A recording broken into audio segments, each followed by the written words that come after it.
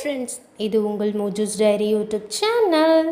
இன்றைக்கி நான் காலையில் முழிச்சதும் எனக்கு பிடிச்ச ஒரு அக்காவோட வீடியோவை பார்த்துட்டு இருந்தேன். அவங்க என்னடானா கையில் ஃபுல்லாக வேப்பம்பூ வச்சுட்டு இருந்தாங்க.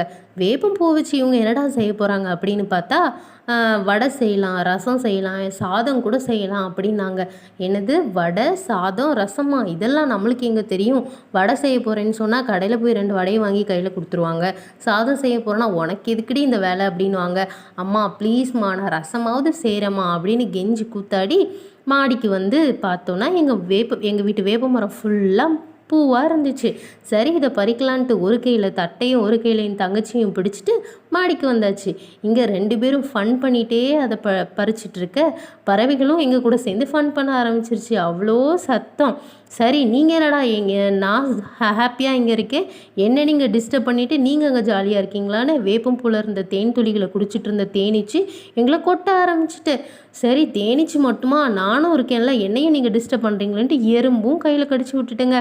சரி, என்ன தான் செய்கிறது, நம்மளுக்கு வேப்பம்பூ வேணுமே, அந்த அக்காவுக்கு சொல்லிட்டாங்களே, சரி நம்மளும் போய் பறிச்சுட்டு வருவோம்னு சொல்லி அவளத்தையும் பறிச்சுட்டு கீழே வந்தாச்சு. பறிக்கும் போது நிறையா இருந்துச்சு, ஆனால் பார்த்தா ஒரு கைப்பிடி அளவு தாங்க வந்துச்சு. சரி, ரசம் பண்ணுறதுக்கு முதல்ல என்ன செய்யணும், கொஞ்சம் புளி எடுத்து கொஞ்சம் வெந்நீரில் ஊற போட்டுக்கிட்டாச்சு. ஒரு நெல்லிக்காய் சைஸ் அளவுக்கு புளி எடுத்து ஊற போட்டுக்கிட்டாச்சு. எங்கள் அம்மா வந்து என்னடி புளியை மட்டும் ஊற போடுறீங்க, இதில் தக்காளி வேண்டாமா அப்படின்னாங்க. அம்மா தக்காளி எல்லாமா சேர்த்து இதில் ஊற போடுவாங்க அப்படின்னா, ஆமாம் தக்காளியும் போடணும்னு சொன்னோன்னே குடுகுடுன்னு ஓடி ஒரு அழகான ஒரு தக்காளியை எடுத்துகிட்டு வந்து அந்த வெந்நிக்குள்ளே போட்டு மூடி வச்சாச்சு. பின்னாடி இருந்து எங்கள் அம்மா தலையில் தட்டி, என்னடி புளியையும் தக்காளியுமே பார்த்துட்ருக்கீங்க, வேறு எதையும் எடுக்கலையான்னு சொல்ல, நாங்கள் கொஞ்சம் பூண்டு எடுத்துக்கிட்டோம், அப்புறம் கொஞ்சம் சீரகம் எடுத்துக்கிட்டோம், அதுக்கப்புறம் மிளகு எடுத்தாச்சு, மிளகு கொஞ்சம் போட்டுக்கிட்டோம், அதுக்கப்புறம் கொஞ்சம் கருவேப்பிலையும் ஆட் பண்ணியாச்சு. இதெல்லாம் எடுத்து வச்சதுக்கப்புறம் இந்த வேப்பம்பூவையும் நாங்கள் 3 பேர் இருக்கிறதுனால 3 டேபிள் ஸ்பூன் அளவுக்கு வேப்பம்பூவையும் எடுத்தாச்சு. இவ்வளோதானாமா ரசத்துக்கு அப்படின்னு கேட்கும்போது, இந்த மஞ்சப்பொடியும் கொஞ்சம் எடுத்துக்கோன்னு சொல்லி என் கையில் கொடுக்க நான் ஃபுல்லாக கொட்டிட்டேன். அதுக்கப்புறம் அதுலேருந்து கொஞ்சோண்டு எடுத்து வச்சிட்டதுக்கப்புறம் கொஞ்சம் அம்மா இவ்வளோதானாமா அப்படின்னு கேட்க கொஞ்சம் அதில் பெருங்காயமும் சேர்த்து அம்மியில் தட்டி எடுத்துக்கிட்டாச்சு.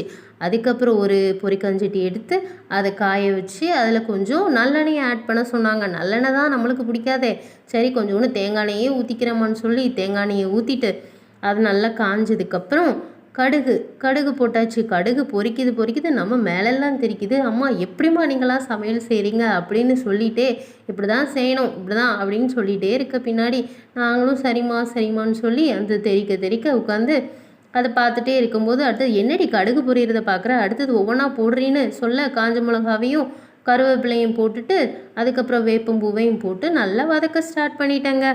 நல்லா வதங்கினதுக்கப்புறம் அம்மியில் அரைச்சி வச்சுருந்தோம்ல, அதை எடுத்து ஆட் பண்ணிக்கிட்டேன்.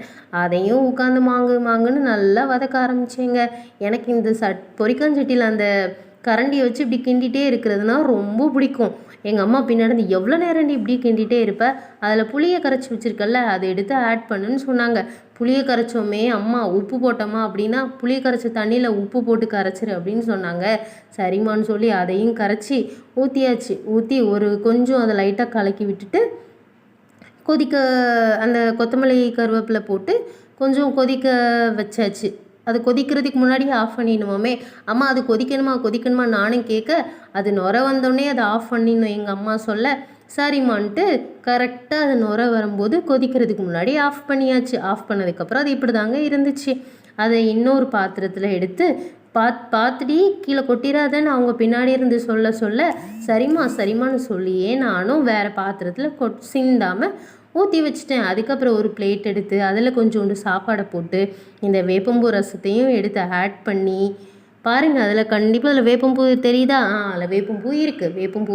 வேப்பம்பூ ரசம் தாங்க இது. இதையும் போட்டு சாப்பிட்டு பார்க்கலாமேன்னு சாப்பிட்டு பார்த்தா அவ்வளோ சூப்பராக இருக்குங்க, சும்மா சொல்லக்கூடாது. வேப்பம்பூ ரசம் நிஜமாவே ரொம்ப டேஸ்டியாக இருந்துச்சுங்க. இப்படி இருந்தனா அப்படி மாறிட்டேனா அப்படின்ற மாதிரி வேப்பம்பூவாக இருந்தா அவளை நாங்கள் ரசமாக மாற்றி செம்ம டேஸ்டியாக சாப்பிட்டு முடிச்சிட்டோங்க.